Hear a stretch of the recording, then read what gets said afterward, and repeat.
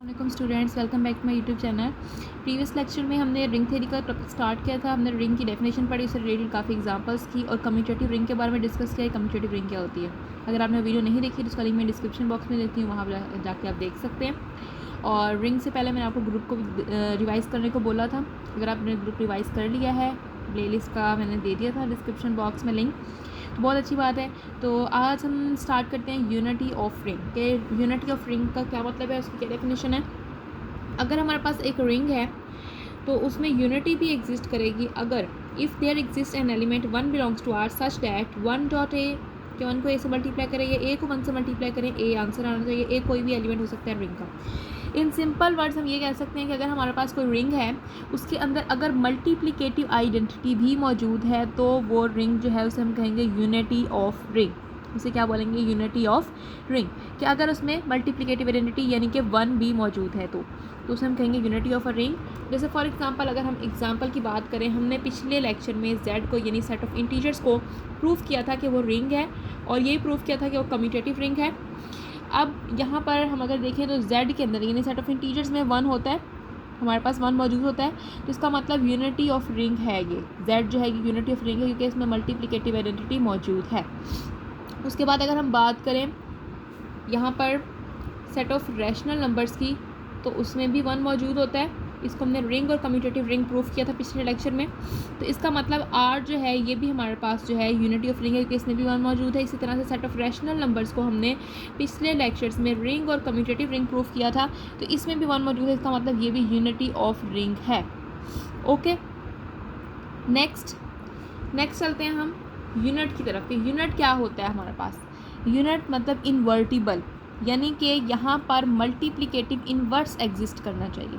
पर किस तरह से, ये देखें ज़रा, किस तरह से इन्वर्स एग्जिस्ट करना चाहिए कि यहाँ पर कौन कौन सा, यहाँ पे हमारी पूरी रिंग इन्वर्टिबल होना ज़रूरी नहीं है। यहाँ पे हमने ये चेक करना है कि कौन कौन सा एलिमेंट इन्वर्टिबल है, यानी कि उस रिंग के कौन कौन से एलिमेंट्स हैं जिनका इन्वर्स एग्जिस्ट करता है। जिन जिन एलिमेंट्स का इन्वर्स एग्जिस्ट करता होगा वो उस रिंग के यूनिट कहलाएंगे, वो उस रिंग के यूनिट कहलाएंगे। जैसे R अगर कोई रिंग है, let R be a ring with identity element 1 does not equals to 0, then U belongs to R, be an element is unit if there exist V belongs to R such that U dot V equal to V dot U is equals to 1। यानी कि unit check करने से पहले हमारे पास वहाँ पर one मौजूद होना ज़रूरी है, यानी कि उस रिंग का यूनिटी होना बहुत ज़रूरी है। अगर वो रिंग यूनिटी होगी तभी हम उसके अंदर यूनिट के एलिमेंट्स जो है सर्च आउट करेंगे। अगर वो यूनिटी नहीं है, वो रिंग यानी उसमें वन मौजूद ही नहीं है, तो हमें उसको यूनिट भी चेक करने की ज़रूरत नहीं है। तो सबसे पहली बात कि उसमें यूनिट जो यूनिटी एलिमेंट है यानी यूनिटी जो है उस रिंग की होनी चाहिए, उसमें वन मौजूद होना चाहिए। अगर उसमें वन है तो उसका वो एलिमेंट हमारे पास उस रिंग का यूनिट कहलाएगा, यानी कि U जो है ये इस रिंग का यूनिट कहलाएगा। अगर इस U के लिए कोई V एग्जिस्ट करता हो, जब उस U को V के साथ मल्टीप्लाई करें या V को U से मल्टीप्लाई करें, आंसर में हमें वन मिलना चाहिए। जैसे फॉर एग्जांपल अगर हम सेट ऑफ इंटीजर्स की ही बात करते हैं, ये एक रिंग भी है, ये कम्यूटेटिव रिंग भी है और ये यूनिटी ऑफ रिंग भी है क्योंकि इसमें वन भी मौजूद है। तो अब अगर हम यहाँ पे इसका कोई भी एक एलिमेंट ले लेते हैं, जैसे हमें पता है Z के अंदर एलिमेंट्स होते हैं 0 +, -1 +, -2 +, -3 and up to so on. इसका अगर हम कोई भी एलिमेंट लेते हैं, जैसे 1 ही ले लें, हम 1 ले लिया हमने, 1 को अगर हम 1 से ही मल्टीप्लाई करें तो हमारे पास आंसर क्या आता है? 1 आता है। ठीक है, 1 को 1 से मल्टीप्लाई करें, आंसर 1 आता है। इसी तरह से -1 को -1 से मल्टीप्लाई करें, आंसर 1 आता है। इसका मतलब कि +-1 यानी कि ये दोनों 1, प्लस का 1 और माइनस का 1 जो है ये यूनिट हैं इस रिंग के, यूनिट ऑफ Z रिंग। कि हमारे पास इंटीजर जो है इसकी, ये जो रिंग है इसके यूनिट एलिमेंट कौन से? +1 और -1। 2 नहीं हो सकता है कि 2 को 2 से मल्टीप्लाई करें कभी भी 1 आंसर नहीं आएगा। तो इसका मतलब कि यहाँ, यानी कि यहाँ पर पूरे Z के अंदर सिर्फ एक 1 ही एक ऐसा एलिमेंट है जिसका मल्टीप्लिके 1 और -1, 1 और -1 ही एक ऐसा एलिमेंट है जिसका मल्टीप्लिकेटिव इन्वर्स एग्जिस्ट करता है। तो इसका मतलब कि Z जो है इसके अंदर सिर्फ यही दो एलिमेंट्स हमें मिलते हैं जो कि यूनिट हैं इस रिंग के, एक इसमें +1 है और एक इसमें -1 है। एक तो ये बात हो गई। दूसरी एक और बात ये देखें कि इस जो हमारे पास रिंग है इसकी यूनिटी क्या है? यूनिटी तो ऑब्वियस सी बात है 1 है जो कि बिलोंग करती है Z को। तो अब यहाँ आप ये देख सकते हैं कि 1 जो है वो इस रिंग का यूनिट भी है और 1 जो है वो इस रिंग की यूनिटी भी है। इससे हमें ये बात पता चलती है कि जो यूनिटी है वो यूनिट भी बन सकता है। जो यूनिटी है वो यूनिट भी बन सकता है, लेकिन हर यूनिट लाजमी नहीं है कि वो यूनिटी भी हो, क्योंकि देख सकते हैं आप यूनिटी यहाँ 1 है तो 1 यूनिट में भी आया है, लेकिन यूनिट में -1 भी मौजूद है, वो यूनिटी नहीं हो सकती, क्योंकि यूनिटी सिर्फ एक होती है। और अगर हम 1 को यूनिटी मान के चलते तो वो कभी भी सेटिस्फाई ना करते यूनिटी की प्रॉपर्टी को।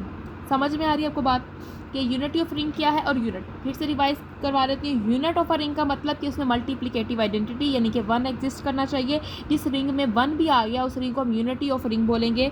यूनिट जो है उसका ये मतलब है कि रिंग के जो एलिमेंट्स हैं, अगर वो रिंग जो है हमारे पास यूनिटी ऑफ रिंग है यानी उसमें 1 अगर मौजूद है तो उसका वो एलिमेंट उस रिंग का यूनिट कहलाएगा। अगर उसके इन्वर्स एग्जिस्ट करता हुआ, इन्वर्स एग्जिस्ट यानी मल्टीप्लिकेटिव इन्वर्स एग्जिस्ट करता हुआ जब उन दोनों एलिमेंट्स को मल्टीप्लाई करें तो आंसर में क्या मिले?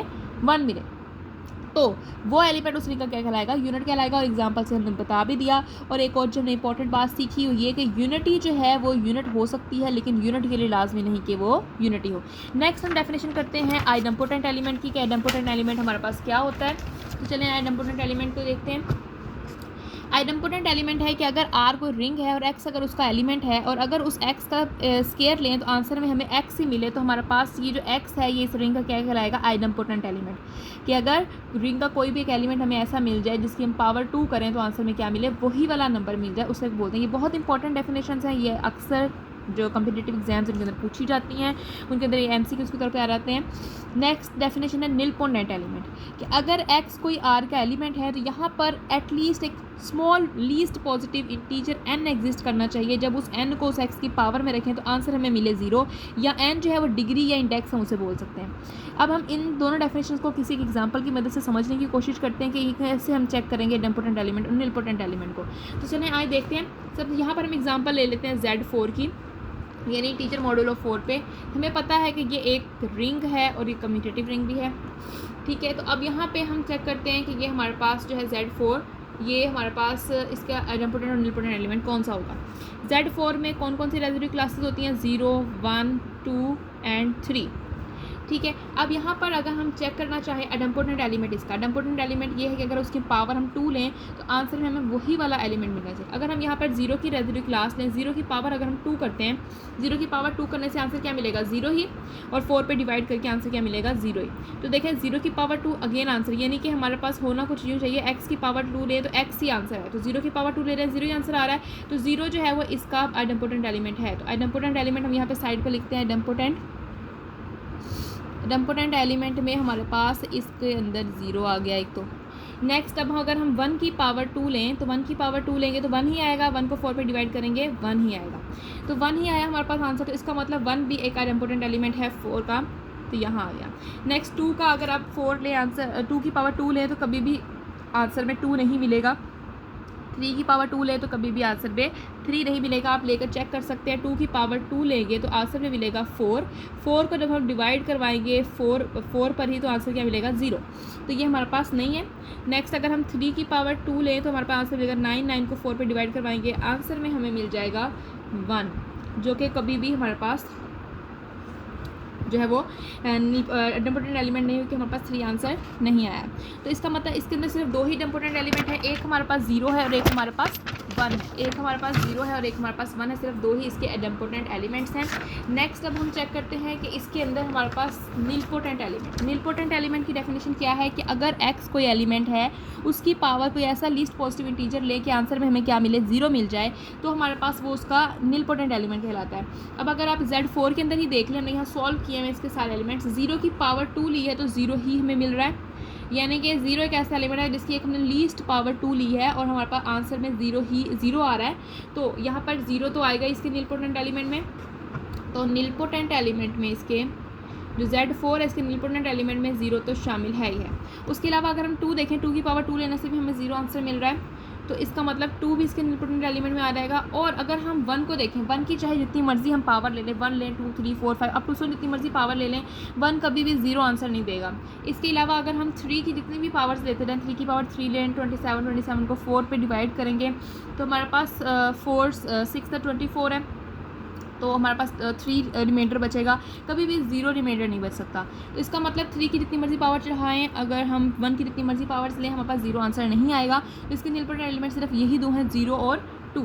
तो ये हमारे पास डेफिनेशन थी यूनिटी ऑफ रिंग की, यूनिट ऑफ रिंग की, आइडेम्पोटेंट एलिमेंट की और निलपोटेंट एलिमेंट की। बहुत इंपॉर्टेंट है, इनसे रिलेटेड मैं नेक्स्ट वीडियो कुछ MCQs की भी बनाऊंगी, कुछ शॉर्ट ट्रिक्स की बनाऊंगी, जिसके अंदर जो आपको MCQs सॉल्व करने में बहुत ज़्यादा हेल्पफुल साबित होंगे। अक्सर MCQs में पूछे जाता है इसके कितने आइडेम्पोटेंट है, कोई रिंग दे दी जाती है, उसका निलपोटेंट एलिमेंट या आइडेम्पोटेंट एलिमेंट पूछे जाते हैं, उनको हम डिस्कस करेंगे। ठीक है स्टूडेंट्स, उम्मीद करती हूँ आपको वीडियो अच्छी लगी होगी। अगर वीडियो अच्छी लगे वीडियो को लाइक करें, शेयर करें, सब्सक्राइब करें चैनल को, और नेक्स्ट वीडियो का इंतज़ार करें। इंशाल्लाह नेक्स्ट वीडियो में इससे ज़्यादा अच्छी टॉपिक को देखने को मिलेंगे। अल्लाह हाफिज़।